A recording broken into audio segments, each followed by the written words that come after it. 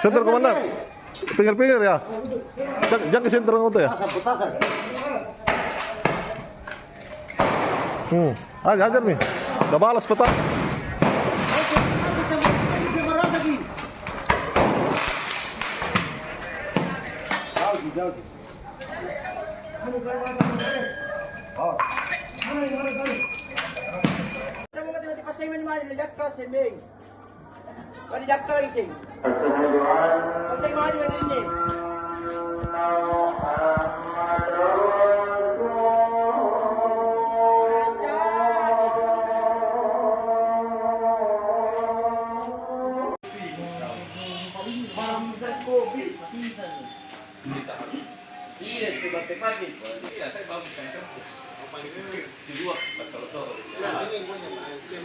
Seorang pemuda ini masih kelas 2 SMA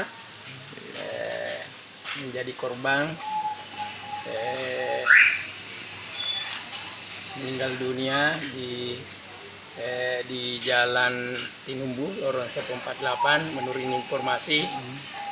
Jadi informasi dari orang tua si korban ini tadi malam jam 9 dia keluar tinggalkan rumah. Subuh dapat berita bahwa anaknya telah meninggal dunia di lorong 148 itu Jalan Tinumbu itu. Dan alhamdulillah baru beberapa menit yang lalu almarhum sudah diantar ke kampung Kabupaten Sopeng untuk dikebumikan. Seperti itu.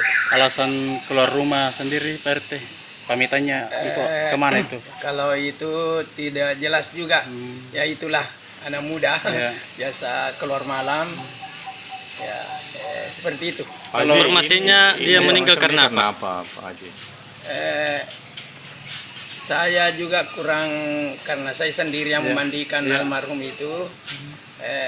Ada bekas tembakan. Tidak jelas juga, saya tidak berani untuk. Yang jelas ada luka di bagian dadanya. Luka lubang atau luka lubang? Lubang. Satu saja Pak Haji? Satu. Dada mana itu Pak Haji? Bagian kiri. Dada kiri. Pas dada ini apa namanya? Jantung ini. Ya.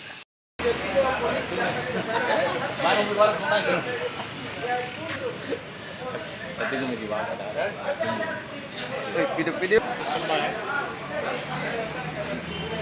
atau pas ada di lokasi atau seperti apa? Menurut keterangan saksi bahwa dia ada di lokasi tawuran. Dia ada di lokasi Tawuran, ada di lokasi tawuran. tapi tidak ikut. Kita belum jelas, kita masih dalam penyelidikan apakah dia ikut atau tidak. Yang jelasnya alamatnya dia di Jalan Satanduk, Kecamatan Wajo. Kok kenapa tiba-tiba dia ada di Kelurahan Bunga Jabaru? Orang sementara tawuran sekitar jam 4 dini hari, kenapa dia ada di situ? Itu yang menjadi pertanyaan. Begitu. Kita korban sendiri sudah dibawa ke kampung halamannya untuk dikuburkan. Sudah dibawa ke kampung halamannya untuk dikuburkan. Kalau untuk lukanya bagian mana? Luka di dada sebelah kiri. Ada sempat dirawat di rumah sakit, namun meninggal dunia di rumah sakit. Pak, kendalanya ini kan bukan kali pertama di Kecamatan Tallo ya. Kendalanya sendiri apa sih sebenarnya Pak? Kepolisian untuk pengamanan. Jadi kalau kendalanya ini kita tidak jelas, karena begitu ditanya dia selalu mengatakan bahwa pihak layang memulai. Ditanya pihak layang, dia mengatakan bahwa pihak Loro Dewas yang memulai. Yang jelasnya mereka diawali dengan bunyi petasan. Begitu bunyi petasan muncullah tiba-tiba itu, tidak ada alasan yang jelas. Karena mereka itu kalau ketemu di warung, ketemu di warkop, ketemu di tempat kerja, ketemu di sekolah, tidak ada apa-apa terjadi antara mereka.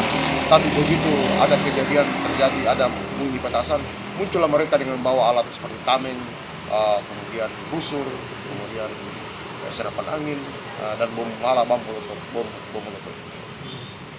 Pak, ini kan sudah. Download Tribun X sekarang, menghadirkan lokal menjadi Indonesia.